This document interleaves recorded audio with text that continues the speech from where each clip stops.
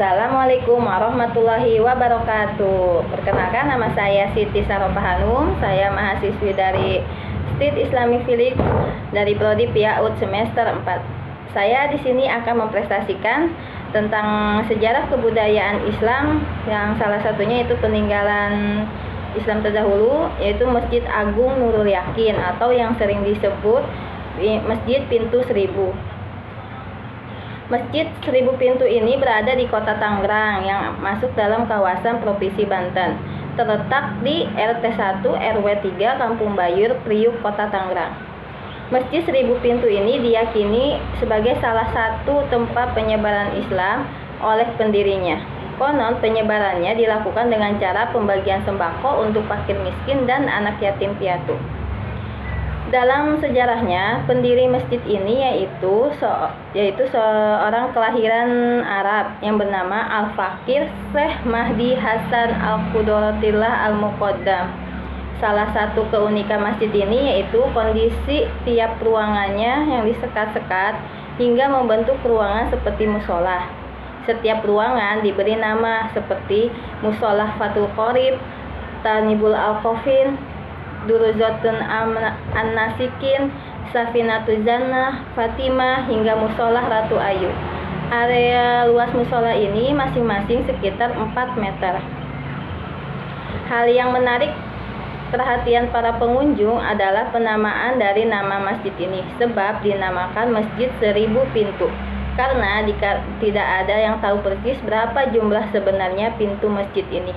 Bahkan pengelola masjid pun tidak tahu persis berapa jumlah pintu yang ada di masjid tersebut. Sekilas sejarah tentang Masjid Seribu Pintu ini.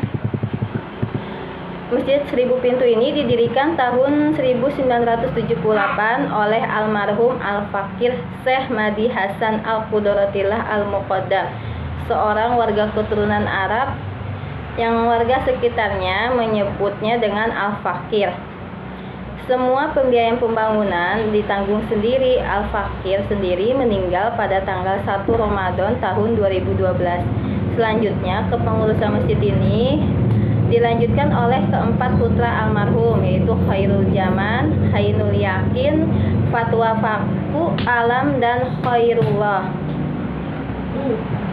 Sebagai penghormatan terakhir, warga sekitar memberi gelar Mahdi Hasan Al-Qudratillah Al-Muqaddam.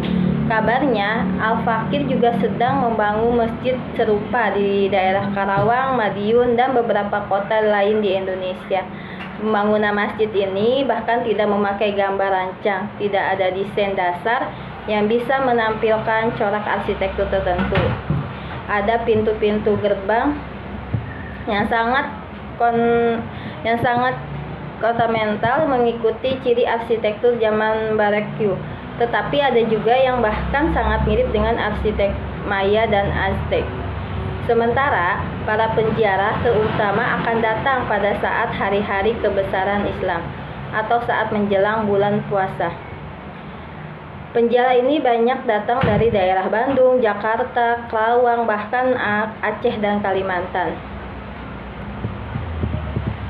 Keunikan lain dari masjid ini yaitu terdapatnya tasbih yang berukuran 10 cm yang memiliki 99 butir. Konon tasbih ini merupakan terbesar di Indonesia. Di beberapa pintu masjid pagar depan tampak terlihat angka 999. Angka ini menurut pengurus masjid merupakan penggabungan jumlah nama Allah 99 dan 9 nama wali. Setiap lorongnya di masjid ini dilengkapi dengan penunjuk jalan, dan salah satu ruang dari sekian banyak lorong itu menuju ruang bawah tanah yang disebut ruang tasbih. Ruang ini biasanya digunakan oleh Al-Fakir dan jamaah lainnya untuk beristiqomah. Awalnya masjid ini nggak begitu populer karena digerus zaman, tetapi mulai dipublikasikan oleh media sosial. Jadi masjid ini banyak dikunjungi masyarakat dari penjuru nasional bahkan internasional.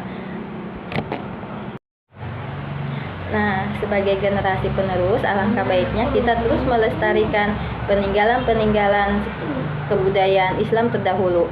Kalau bukan kita, siapa lagi yang akan melestarikannya? Cukup sekian prestasi dari saya.